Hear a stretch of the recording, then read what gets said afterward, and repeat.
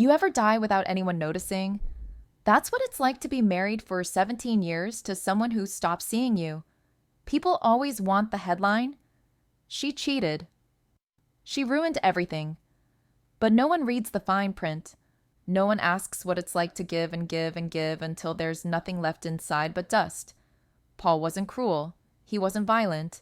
He never cheated, never raised his voice. And somehow, that made it worse. Because how do you explain a wound when there is no blood? He was a provider, sure. Paid the bills, fixed the leaky sink, changed the oil. But passion, intimacy, God, even conversation, dead. Gone. Buried in the backyard with the broken sprinkler heads and the dreams I used to have. He used to touch me like I was made of glass. Now I was furniture. Background noise. 17 years? 2 kids. Hundreds of dinners eaten in silence while he scrolled through his phone. I'd reach for him in bed and get a grunt. I'd wear lingerie and get a half smile. I stopped trying.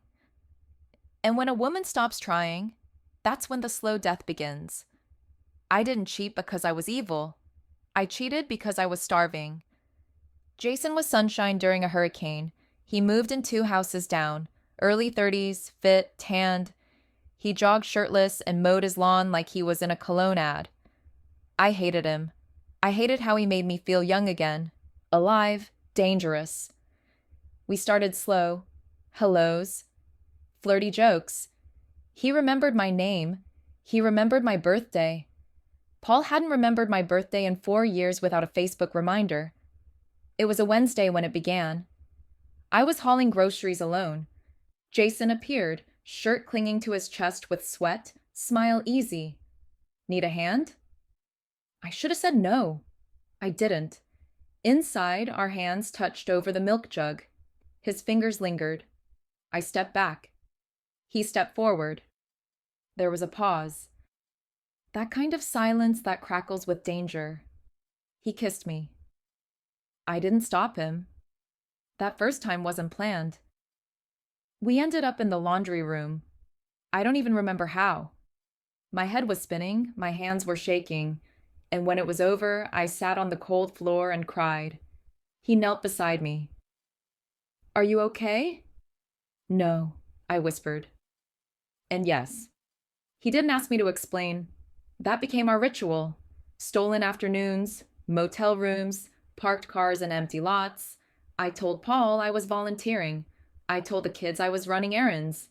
I lied so well, I started believing it. Jason made me laugh again. He listened when I spoke.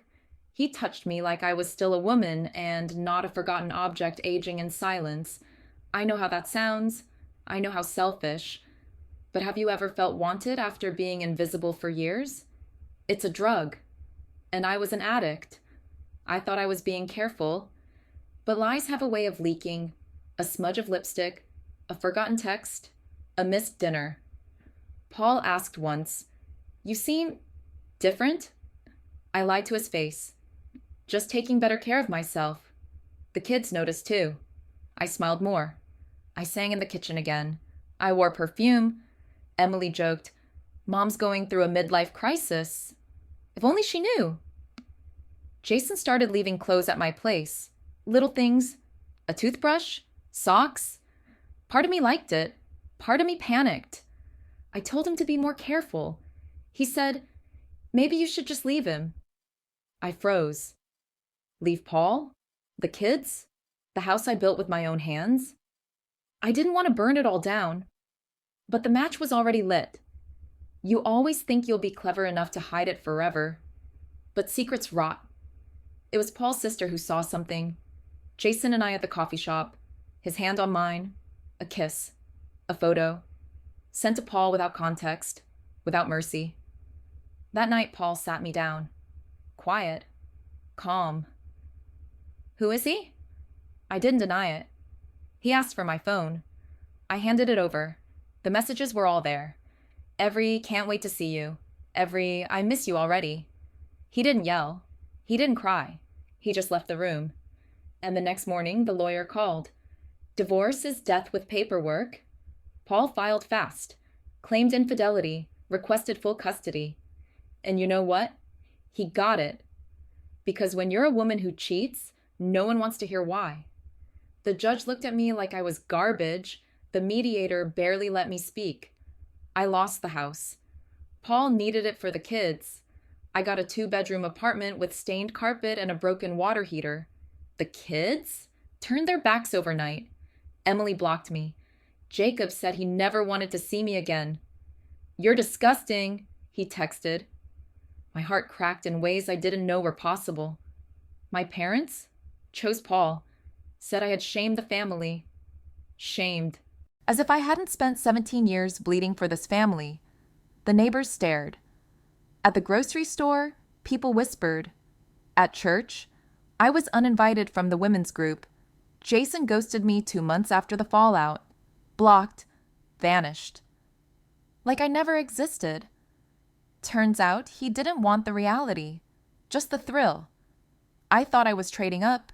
Instead, I got left holding the ashes. I stopped eating. I lost my job.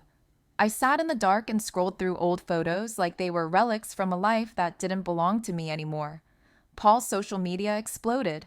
Happy pics with the kids, him at soccer games, him at a barbecue with my parents.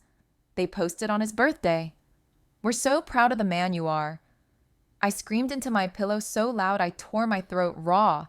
I tried reaching out. Letters, voicemails, apologies. Nothing came back. I saw Emily once at the mall. She looked through me, like I was dead. I went home that night and threw every framed picture in the garbage. My apartment was filled with silence, but not the kind I had with Paul. This silence was worse. It was full of regret. They say cheaters always regret it. They picture us sobbing alone, haunted by our own choices. And you know what? They're right.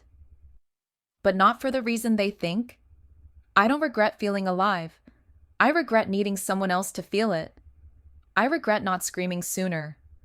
I regret being so loyal to a man who couldn't even look me in the eyes for years. But mostly, I regret thinking someone like Jason was the answer to a life I never had the courage to fix. It's been 2 years now. I still live alone. I see the kids on holidays, if I'm lucky. Paul's engaged. Younger woman. She smiles like I used to. The neighborhood? Moved on. Me? I work. I eat alone. I sleep alone. I survive. Some nights I still smell Jason's cologne. Some mornings I still reach for Paul's side of the bed, and every time I remind myself, I made this bed, and I'll lie in it. You want to call me names? Go ahead. But remember this. The woman you cheat on wasn't always broken, and the woman who cheats wasn't always a villain. Sometimes she's just a ghost no one noticed until she screamed loud enough to be hated.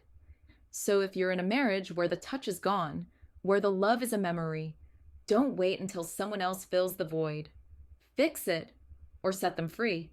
Because when people starve long enough, they'll eat poison. And trust me, no one remembers who you used to be, only what you did to survive.